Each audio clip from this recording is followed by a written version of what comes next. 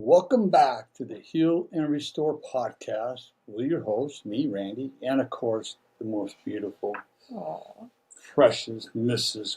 Kathy Boyd, thank you, the honey. hostess with the mostest. Aw, We're thanks. getting to, you're welcome. Yeah, you hear it every day, I know. right? You think you get tired of it, but you don't. Oh, I enjoy it. You enjoy I'll it. take it. We're dedicated to helping couples and individuals strengthen their relationships through healing, Yeah. growth, and honest conversation, Yeah. which is the most important part of growing a relationship. Yeah, that's All true. right. That's very true. And keeping a long-term marriage or relationship together. Having it be active, yeah. That's so good. Right. We dive into topics like communication, forgiveness, intimacy, family, and emotional connection. Mhm.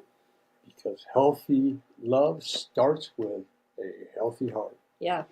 Tune in each week and take the next step towards restoring what matters most. Yeah, that's good. So what are we talking about this week? This week we're talking about the power of listening, why hearing each other matters more than talking. The key word in all that was hearing. Yeah, that's really good. It's not talking, it's hearing. Yeah. So every week we do dive into real conversations that help you heal, they help you grow and strengthen your relationship.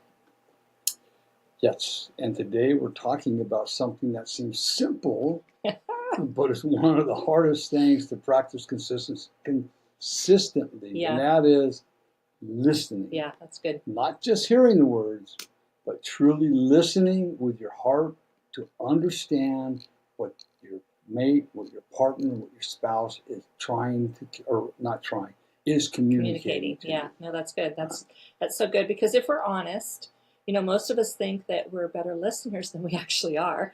That's me for a long time, and still can be today.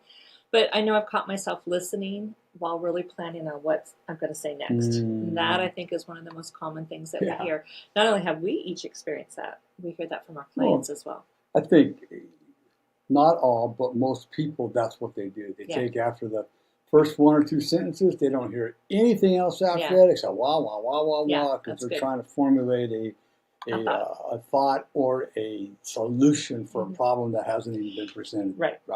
So, I've been guilty of it too for many, many years. Mm-hmm. But when we don't truly listen, Yeah. our spouse feels unheard, unseen, and unloved. And that creates a lot of distance in your marriage. Yeah, we don't want to go there. No. So there's a lot of reasons that happens. Yeah, right? no, that's really good.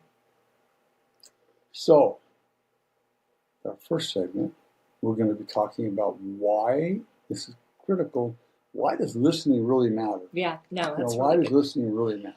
Well, here's the thing. This is what I love. Listening is love in action. And we talk about action all the time. We have to get in action to get to work through things. So listening is love in action. And it says, you matter to me. Your words are worth my full attention.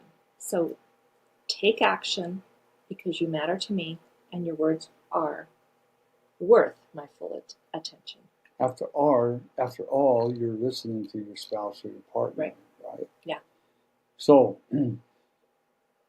exactly, this is what the Bible says. The Bible even says in James 1:19, be quick to listen, be slow to speak, and slow to become angry. God knew that listening has the power to prevent conflict and deepen connection. That's good. That's good. So when we listen well, it just reminds me, it allows us to communicate with respect, with care, and validation. Right. Now, on the flip side of that, if we fail to listen, our spouse can feel invisible, even if we didn't mean for them to. And that's happened so many times, is that we're not realizing what the opposite of listening does to our spouse. No, we're not. It's like, it's telling them, I'm not that important to you. Right. You don't care about me. You don't care about how I feel, but you want me to care about how you feel. Right. So you don't care about how I feel. Right. No, that's so true. One of the things that's really important to learn is intuitive listening, right? In other words, what we want to do when we're talking with our listening, when we're having a conversation with our partner or our spouse, is listen to the deeper meaning of what is being said. That's good. This is where you really got to be hearing what they're saying. Don't just Yeah, don't be a passive listener, okay? And then what is a person's body language telling us? That's another key. You got to watch their body language, right? That's going to tell us a lot. Capture key phrases and get curious about those statements. And that word curious is one of the best words you can put in your arsenal when it comes to communication. You want to listen with curiosity, that we really hear what they're saying, and therefore you can ask curious questions rather than telling them or advising them. I love that. That's one of the things that we've learned we've gotten much better at. Yeah, we're getting a lot better at. Right? We want we share that with our clients as well. Right. So that's really good. And then we got to know what are the person's core beliefs, right? That's important. That could be a whole nother subject, right? Yeah. We talked about that. And just listen. No telling or fixing. Yeah. If they're coming to us, they just need to talk. They more than likely haven't asked you to fix them, right? Or tell them anything. If they don't ask you for feedback or advice or to help them, you're just ears for them right there. A lot of times what we have found to be very true is that all people need to do is be heard. That's all they need is to be heard. They just want somebody to hear them. So that's really good. So another area of listening, communication, things of that nature is the tone of voice. And we talk about this quite often. So I'm going to do this little example. I'm going to read the words, I love you. And I'm going to place the emphasis on just a few words that are here. So as I read this, there's 4 of them I'm going to read. The first word that I'm going to emphasize is the word I. So in the word I love you, I'm going to say, I love you. You do. Thank you. The second one, I'm going to place the emphasis on the word love. I love you. Well, that makes me feel good. And then the third one, I'm going to place the emphasis on the word you. I love you. You mean little old me? Yes. Just little old me? And then the fourth one, I'm going to place the emphasis on the word I and you. So I love you. So we can see how our tone of voice, just by using those words and placing emphasis on certain words that we're speaking, create a different tone of voice. So that last one says that you, the person that I admire and want to love me, really do love me. Yeah, no, it's great. So tone of voice is so important when it comes to that. And then we're going to talk a little bit about common barriers to listening. I mean, there are barriers to a lot of things that we do, but we can't change what we're not aware of. No. So common barriers to listening are going to be really important as well. So let's talk about some of these barriers. Some of the more obvious ones are, number one is like distractions, right? When you want to sit down and have a conversation with your spouse or partner, turn the TV off, right? Put your phone away, put your computer away. Just sit down and be 100% physically present. Yeah. We're physically present but mentally absent. That's good. Okay. And did you want to say something there? No, I love this next little thing that you're going to be doing here, because there are some villains when it comes to barriers. Well, we call them the verbal villains, right? Yeah, Number this is one. good. Number one is the robber. Snatches the story and makes it all about them. Right? They might listen to 1 or 2 sentences and then all of a sudden, blah, blah, they go on about themselves. It's right. Like, okay, that's wonderful. Yeah. So you obviously don't care what I have to say. Yeah, that's good. Number 2, the historian. Triggers memories of the listener. Right. And so as a historian, you're listening and then all of a sudden they go, I remember when that happened to me and blah, blah, blah, blah, blah. When I was... Yeah. Taking the attention off of them. Right. Oh, here's the one. The integrity. No, Interrogator. Right? A million questions. Why? Why'd you do this? Why didn't you do that? Why? Right? Got to stay away from them people. And then you got the labeler, right? Attaches labels to the person. Oh, so you're one of those people. Oh, you're just a little whiner all the time. Oh, you're a victim. Oh, you this, or you that. You think you're all this, right? You think you're special. You're unique, right? Come on. On and on it can go. And then we got the general Parks command. Straighten up there, kid. Come on. You can do better than that. You know better, right? Or the quick change artist.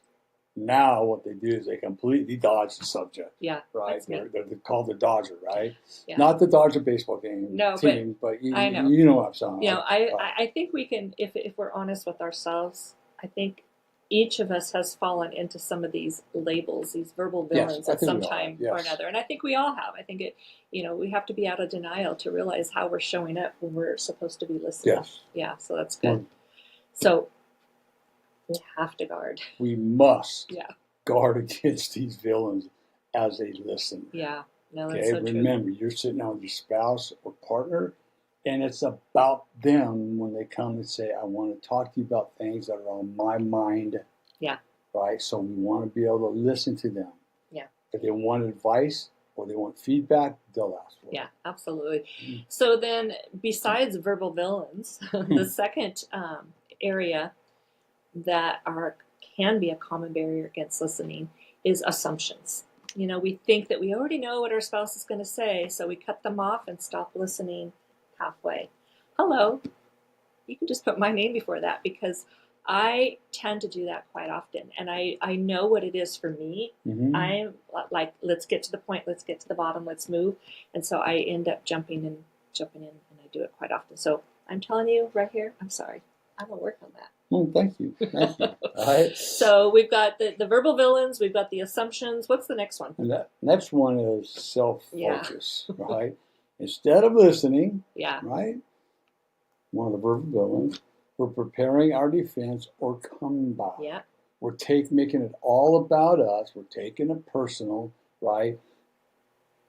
Becomes about winning instead of understanding. And when your spouse or partner, and when you work with couples, they come to you saying, I have something I would like to talk to you about, and it's things that I am feeling has nothing to do with you, but we still want to take it personal. Yeah, and we want to take defense to it. And it's all about me.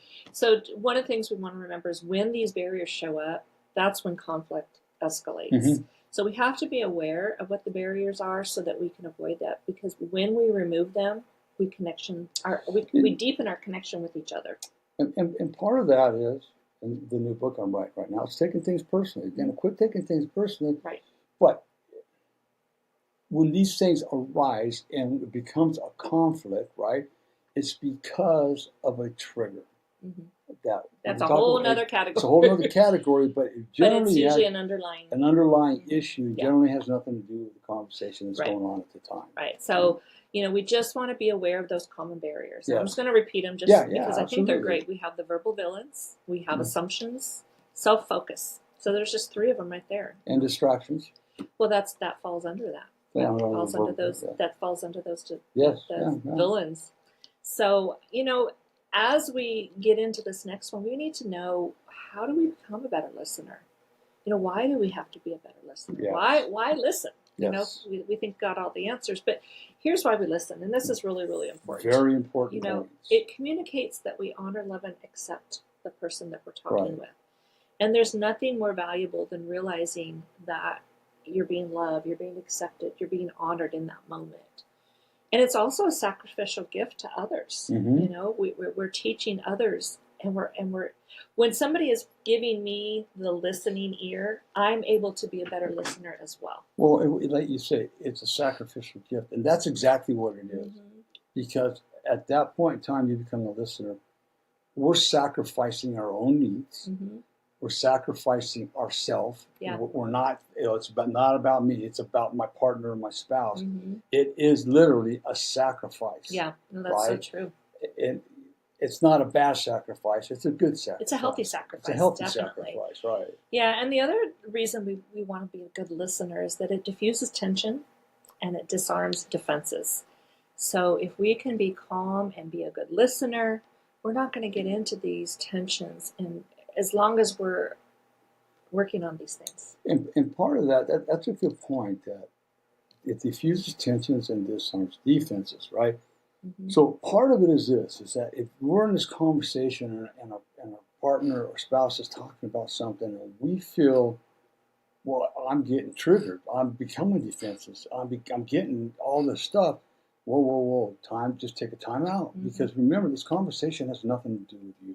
Right. Right? It's about being a listener to the other person. Just because a person feels a certain way doesn't mean they're gonna act. Yeah, no, that's good. That's so good. I love your input, honey. Thank you. Mm-hmm. So then, how do we actually listen better? Yeah. Here's some really simple they're simple. We say simple, but they take practice. They take practice and practical tools that we can all practice on. Practical tools is practice over and over again. That's right. So one of the first things we want to do is eye contact. Hello.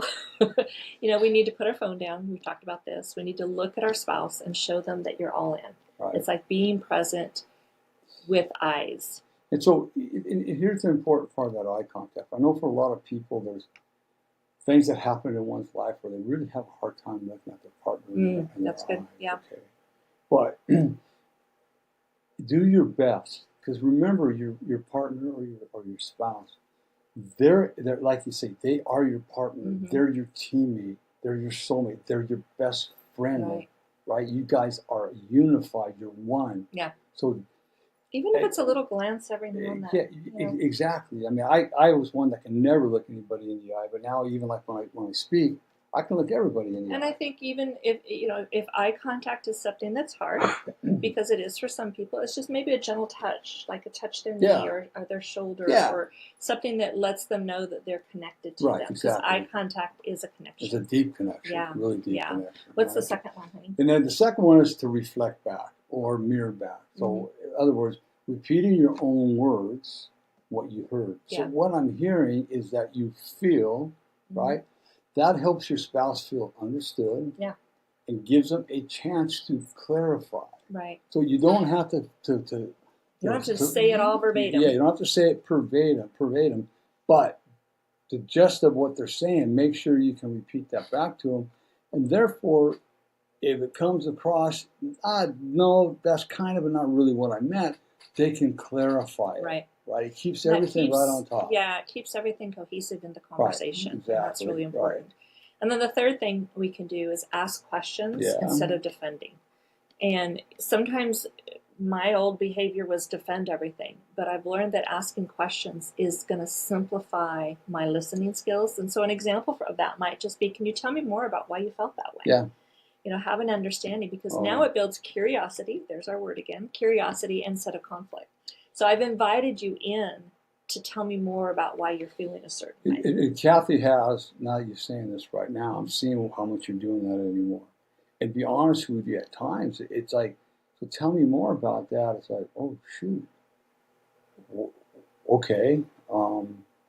It's difficult because now she's inviting you to open up. Yeah. She's inviting you to open up. There's more vulnerability involved, and transparency involved in the conversation, which brings you closer together. And Kathy's not asking me, tell me more about that to find more to pick on me about. No. It's curiosity. She wants to understand where I'm coming from. Yeah. And if we can get to that in your relationship with your partner and your spouse, that's where you want to be. That's where good, healthy communication is really going to boost your guys' relationship. Yeah. Vulnerability and transparency bring us together. So ask those questions instead of defending. Right. So, and then finally on this, the most important one, this is the one that saved my life, to be honest with you, was to validate. Yeah. Right. Even if you don't agree, okay, you can still say, I can see why you feel that way. Right? Yeah. Validation is not the same as agreement, but it creates safety. And when I say that word validate saved my life, all my life, my feelings were never validated. In fact, it was met with a lot of cruelty. Right. When I got in with my therapist, Deborah, and then Betty Ford, they validated all those feelings. They said, you have a right to feel that way, Randy. If you didn't, after what happened to you, you better be angry. And as a result of being validated, it created a safe space for you to start your healing journey. Exactly. And that is so, so huge. I had a client just, I met with him, this person this week. Boy, was he angry. Mm-hmm. Okay, fine, let it go. That's what I'm here for. Mm-hmm. I don't care. We need to get angry once in a while. And be validated. And be validated. And even as coaches, we sit with people, get angry. Yeah. You have to get angry. It's okay. Because if you don't get angry, then we stuff it and it comes out as rage. Yeah, absolutely. So there's a few more steps in this process that I like to. Mm-hmm. One of these things that we need to really take into consideration and start applying is making marriage about me instead of we. Yeah. So that sounds weird. Making marriage about me instead of we. So here's what we're doing. If you have chatter in your head and it's all about you, what you look like or how you messed up something, what you have on your schedule, is your verbal communication all about you? And remember that whatever you're going through, your spouse or your partner is also going through it too. Yeah. So it's really not all about you. So that making marriage about me instead of we have to be careful of that. Right. Because that can create conflict. So remember, your partner's in it with you. It's not all about you. It's we. We're in it together. This is where even the communicator has to be aware of this, mm-hmm. right? Because it's like, it's okay to talk about your feelings. Mm-hmm. But the way we approach our partner or spouses, when you do this, I feel this way. That's an accusation. Yeah. So it's like, even as the partner that needs to start the conversation, the other day when we had this conversation, I was feeling like whatever mm-hmm. it was. Okay, that's inviting. Yeah. There's no accusation. There's no. As soon as you say the word "you," yeah, the defenses all go up. So remember, we're in it together, and I think that's the main thing here. It's not about me. It's about we. Our conversations need to be together. Exactly. Yeah. Exactly. So, and then the next one is take your spouse's viewpoint and make their day. Yeah. For goodness sakes, get your ego and pride out the door. Yeah. Okay. So make it inviting. and no is not being codependent. Yeah. Okay. It's not being codependent. Yeah. Okay. Just make your partner feel like she or he is the best thing in the world right now. Right. Okay? Yeah. Instead of wondering what your spouse or partner is going to do for you, mm-hmm. Would he, do something your spouse or partner will appreciate. Yeah, that's Don't worry. If you're doing a comparison thing, I'll do this for you, but you better do this for me. That's not going to help. That's not going to help in communication at all. That doesn't work at all. Don't get caught up in the what's in it for me trap. Right. Right? I mean, that kind of goes back to the last one. Mm-hmm. If you continue in the pattern of being more generous and thoughtful towards your spouse or partner, eventually they will say or do something in response. Mm-hmm. Kathy and I work really hard on making each other number one. Yeah, that's true. Right? It's not always easy, but we work hard at it because that way we're both number one and we don't get so offended all the time. Yeah, I'm the worst at being offended because I'm still working on some triggers, right? That's good. And remember, this is the important part. Actions speak louder than words. Yeah. Words are just words. Actions are like a megaphone. Mm-hmm. No, that's good. Yeah, so I think those are real key things. And I know that these are things that aren't communicated, but they are communicated by our actions. Yes. And I think that's the actions as part of your communication. Right. Not just speaking and listening, but actually following through. Right. As part of that communication. So next segment here we're going to talk about is very important. Is faith and reflections. Yeah. So when we're practicing listening, when we practice our listening, this is important. I love this. We are mirroring the heart of God. Yes. So he listens to our prayers with patience, compassion, and love. So if we're listening to our spouse or partner and we're mirroring the heart of God, we should also be listening with patience, compassion, and love. And I don't know I got to keep on going back and remind me. I think it's Philippians 5:13, somewhere in that area, paraphrasing the scripture. Be Christ-minded in all that we do. Mm-hmm. Not Christ-like, because we're not Christ. But be Christ-minded. Have the mind of Christ. Mirror the heart of God. Mirror the That's heart what of it says God. here. Mirror the heart of God. The heart of God. Listen with patience, compassion, and love. I love that. Right. So faith and reflection are all tied into listening as well. Yes, and when we slow down to listen to each other the same way, we're bringing a piece of God's love into our marriage. Yeah, I love that. Yeah. And I got to say this. Lately, I've been able to go to Kathy and sit down with some situations, nothing major, but say, hey, like for instance, we had to do some modifications in my truck bed with my camper I built. So I wasn't sure how to go about moving forward. It means I took it all apart. So I was able to go and just sit down and say, Kath, what do you think? Right? Just, what, here's what I'm thinking.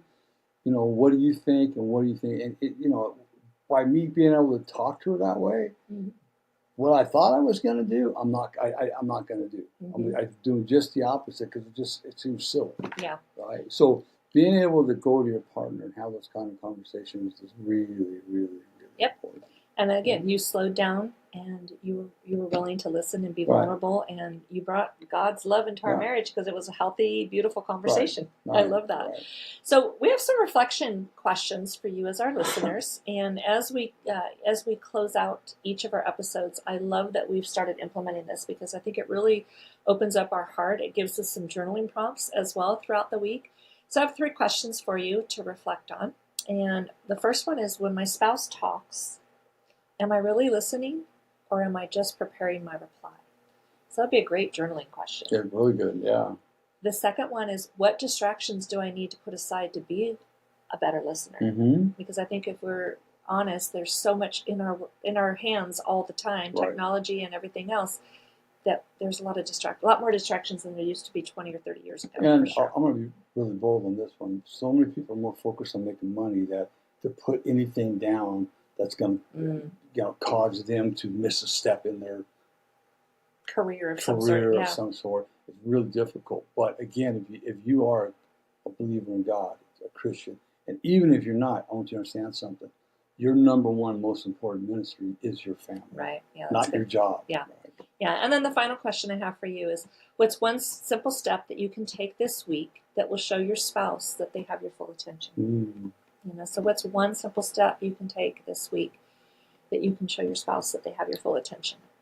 So there you go. That's just one. Yeah. You don't have to do something every day. One simple step. No. There's this classic meme that I heard, and it's like, I'm going to take Kathy out again, right? And we get in the car and we're going, and where do you want to go? Where do you want to go? I'm taking you out. Where do you want to go? Right, and I'm sure others have this conversation. This is a typical conversation almost every one of our couples has. So one way you can kind of get away with this is like, hey, Kath, what's the name of that restaurant that you've been wanting to go to for a long time? I can't remember the name of it. He did it. He had a good one on me. I did it, and it worked. Yeah. Right? She goes, I wanted to go to the Italian food. I go, okay, that's where we're going. I mean, it's really that simple. It's not that difficult to do. Right? So good. So friends, listening is one of the simplest and most powerful ways that you can strengthen your relationship. So think about that. Listening is one of the simplest and most powerful ways you can strengthen your relationship. Absolutely. And we'd love for you to practice one of these tools this week and let us know how it goes. Yeah. You can email us for your free Better Listening and Marriage Worksheet at healingrestorecounseling@gmail.com. It's free. We're not going to slam you with emails. Just send us an email saying, can we please have the Better Listening and Marriage Worksheet, and we will send it to you. Yeah, that's great. I love that. And then if this episode did encourage you, please subscribe, leave us a review, and share it with a couple who could use some hope and encouragement, because we all can use some hope and encouragement. Right. So pass it along, share it with somebody. What I want to do right now is I want to just pray a real simple short prayer. Yeah, right? And it's just this: God, help couples to slow down, to listen well, and love deeply through the conversation. Yes. Give them that opportunity to learn how to listen, just for the sake of listening. Yeah, thank you. Pray these things in your name, amen. Amen. Beautiful. Real short and simple. Yeah, love that. Yeah. So, as we close another episode of the Heal and Restore podcast, we'd like to invite you to check out our books on Amazon. Number one is Healing the Wounded Child Within, written by, all these books are written by me and or Kathy. And that one is Sharing the Healing from the Pain of Abuse, right? The second one, all these books I'm going to mention are available on Amazon, our website, paperback, Kindle, and Audible. Yep. Okay.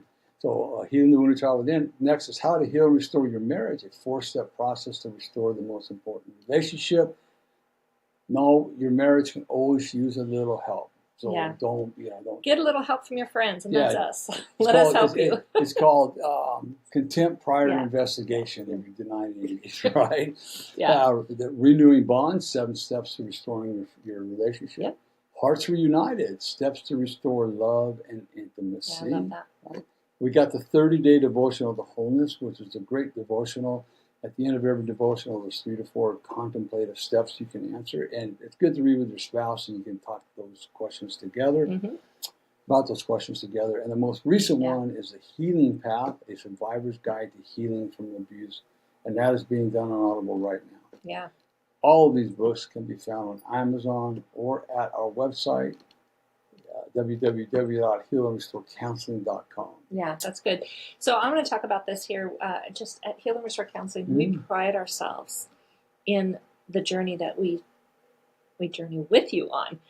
So we believe healing happens best in relationships. And so in addition to the guidance offered in our books, we understand the value of walking alongside someone on their journey. And so that's why we have offered our 1-hour complimentary discovery session, no cost, freebie-deebie. And it's an opportunity for you to share where you are and what you're looking for in coaching, as well as getting to know us a little bit as well. We have found that this is a powerful first step in building that trust. Yes. So as you begin your path towards healing, we want to be able to connect with you, make sure we're the right fit. And so if you're considering coaching, I'm going to really encourage you to go to our website at healandrestorecounseling.com. Sign up for that free complimentary 1-hour discovery session. And really all it takes is your 1 hour of your time. And we're more than happy to give you 1 hour of our time too. So that's it. That's right. And I want to add too that if you are watching these podcasts, please subscribe, like, follow, and pass these on to whoever you think, even if you don't think they need it. Just pass it on. You can find them on YouTube. They're uploaded on YouTube each week, so you check out our YouTube channel for that as well. So thank you again for joining us today. Remember that listening is love in action. And that was one of the key takeaways for me, is listening is love in action. So until next time, keep choosing connection over disconnection. I like that. Yeah. Where'd you come up with that one, Keep choosing connection over disconnection, because our whole purpose in life is to connect with each other. To connect with each other and our community. Yes, absolutely. That's good. So, remember this. If nobody tells you they love you today, Randy does. Kathy does. And more importantly, God does. Be blessed, everybody. Have a fabulous week. Have a great week.